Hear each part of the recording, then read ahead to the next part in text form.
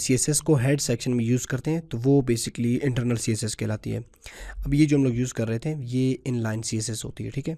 मतलब देखिए एलिमेंट के बाद सीएसएस यूज़ हो रहा है तो ये इनलाइन होती है। लेकिन इनलाइन सीएसएस को यूज़ करने में एक तो प्रॉब्लम यह है कि देखिए कोड्स आपके ज़्यादा मतलब अजीब लग रहे हैं, रश हो रहा है, यहाँ पे मसला हो रहा है। तो ये एक मतलब आप एक दो कोड यहाँ पे यूज़ कर सकते हैं, सपोज़ कलर या फ़ॉन्ट साइज़ कुछ एक दो और यूज़ करने के लिए यूज़ कर सकते हैं। लेकिन सीएसएस में ज़्यादा कोडिंग करने के लिए आप इंटरनल या एक्सटर्नल सीएसएस यूज़ करेंगे, ठीक है। तो inline is not good. Inline सिर्फ आप एक दो प्रॉपर्टी के लिए यूज़ कर सकते हैं, ज़्यादा आप इसको यूज़ ना कर लें। अब इसी मेथड को, ठीक है, इसी मेथड को हम लोग इंटरनली यूज़ करने जा रहे हैं। तो किस तरह करेंगे? सेव। अब देखो बिल्कुल अपने सिंपल स्टाइल में आ गए हैं, इनको सीएसएस में स्टाइल करनी है। तो हेड सेक्शन में आपने जाना है, देखिए हेड ओपन और यहाँ पे हेड क्लोज हो रहा है। अब इसके अंदर आपने एक और टैग यूज़ करनी है स्टाइल के नाम से, स्टाइल ओपन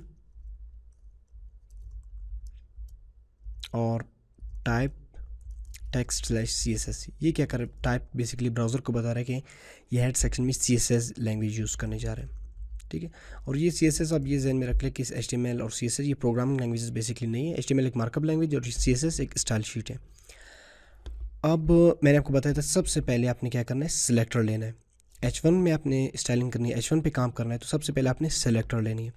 H1 सिलेक्टर ले लिया, फिर कर्ली ब्रैकेट्स ऑन और क्लोज, ये जो टेक्स्ट एडिटर है ये खुद ब खुद इनको ऑन और ऑफ कर रहे हैं, ओपन और क्लोज कर रहे हैं, या ओपन और स्टार्ट या एंड कर रहे हैं, ठीक है। इनको स्पेसिंग के बाद अब आपने यहाँ पे प्रॉपर्टीज़ अप्लाई करनी है। सपोज़ क्या प्रॉपर्टी, मैं चाहता हूँ कि इसको कलर दे दूँ, कलर कॉलन्स।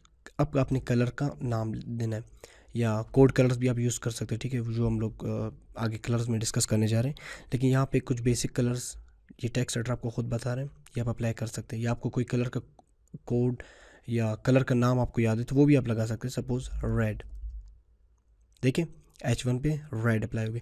इसी तरह फॉन्ट फैमिली भी आप यूज़ कर सकते हैं।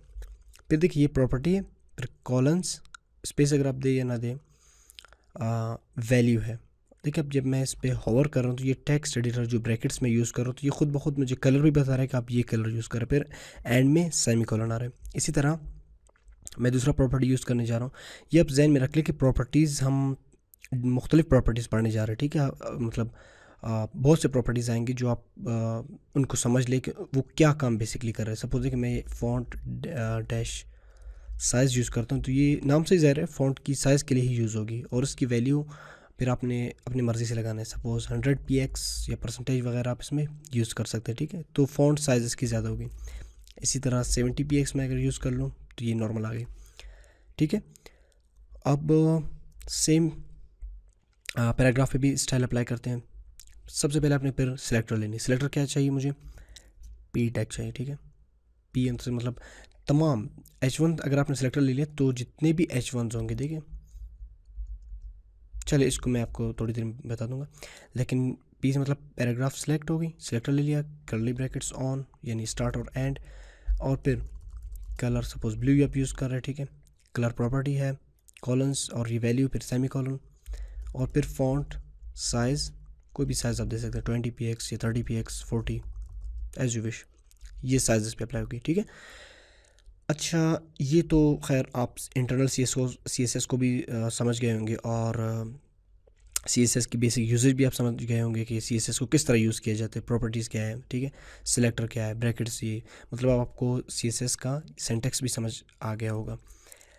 अब एक यहाँ पे आपको शायद छोटा सा मसला भी पैदा होगा। देखें अगर मैं इस H1 को दोबारा यूज़ कर रहा हूँ, ठीक है, वेलकम टू CSS, ठीक है, रहने दें, कुछ नहीं।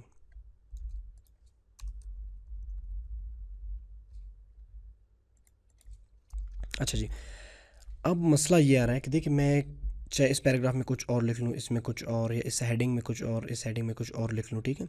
लेकिन मसला ये हो रहा है कि मतलब तमाम हेडिंग्स पे जो CSS मैंने इफ़ेक्ट यूज़ किए वही आ रहे हैं। मैं चाहता हूँ कि इस हेडिंग की कलर कुछ और आ जाए, इस हेडिंग कलर या फ़ॉन्ट साइज़ कुछ और, इसकी कुछ और, या इस पैराग्राफ की कलर या बैकग्राउंड कलर जो भी हम लोग आगे प्रॉपर्टीज़ पढ़ने जा रहे हैं वो चेंज हो।